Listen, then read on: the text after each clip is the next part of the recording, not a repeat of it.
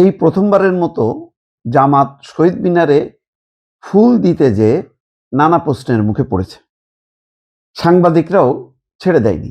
দেখেন একটা ভিডিও দেখাই।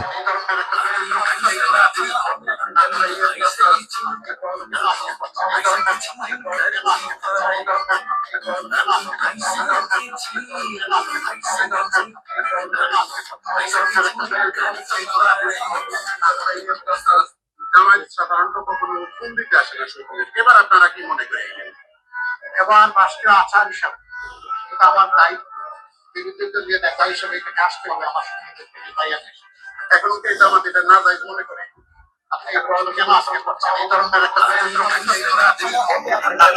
প্রশ্নটা পছন্দ করেনি জামাতের আমির শফিকুর রহমান।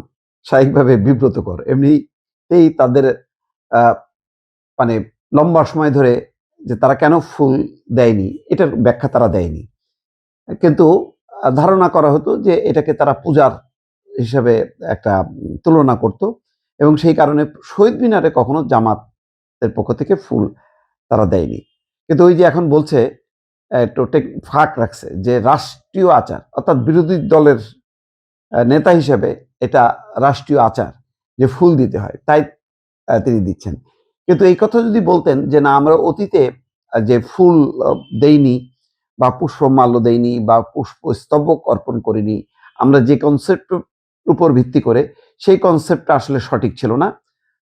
এটা যেহেতু মানে মানে সকল ধর্মের একটা ঊর্ধ্বে একটা রাষ্ট্রীয় অনুষ্ঠান এবং সর্বসাধারণের একটা শ্রদ্ধার জায়গা বা রীতি, সেইটা আমরা আসলে আগে পালন করিনি, সরি, আমরা এখন থেকে এটা পালন করব। কিন্তু তিনি বলছেন রাষ্ট্রীয় আচার বিরোধী দলের নেতা হিসাবে। তাহলে যখন বিরোধী দলের নেতা হবেন না তখন কি তিনি দেবেন না? অর্থাৎ জামাত ইসলাম রাজনৈতিকভাবে দিবে না, শুধুমাত্র বিরোধী দলের নেতা। এবং দেখাও গেল যে যখন নাকি শফিকুর রহমান আসছেন, তার দুই পাশে হাসনাত আবদুল্লাহ এবং নাহিদ ইসলাম আছেন। তো তার মানে এটা বিরোধী দল হিসাবে তারা দিচ্ছে। জামাত নিজে থেকে আলাদাভাবে দলীয়ভাবে দিচ্ছে না। তাহলে দলীয় অবস্থানটা বজায় থাকলো নাকি?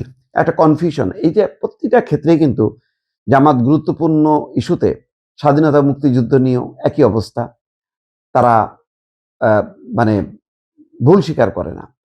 ওই সময় যে রাজাকার আল বদর বাহিনী জামাতের নেতা কর্মীদের দ্বারা সংগঠিত হয়েছিল এবং তারা যে সহযোগী ছিল পাক বাহিনীর, এটা তারা স্বীকার করে না যে তারা স্বাধীনতা মুক্তিযুদ্ধের বিরুদ্ধে অবস্থান নিয়েছিল এবং এই যে গণহত্যা, এই কর্মকাণ্ডের সঙ্গে তাদের একটা সম্পৃক্ততা ছিল। তো এখনো সেই বিতর্ক কিন্তু চলছে। সেই বিতর্ক চলতে চলতে একটা 21শে ফেব্রুয়ারি প্রতি বছর এটা মহাসমারোহে উদযাপন করে, ভাষার মাস, শোকের মাস। কিন্তু জামাত ওই যে শহীদ মিনারে ফুল দেওয়াটাকে চিহ্নিত করছে যে এটা পূজা দেওয়ার সামিল।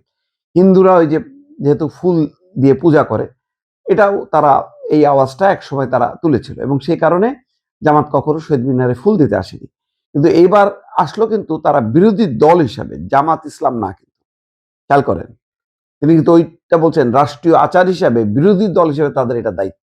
সেই কারণেই এই সাংবাদিকের প্রশ্ন, যদি প্রশ্নটা একটু মানে খুব টাফ হয়েছে, র টাইপের প্রশ্ন হয়েছে, কিন্তু ওই যে বলছে যে এখনো আপনারা এটাকে নাজাত মনে করেন কিনা।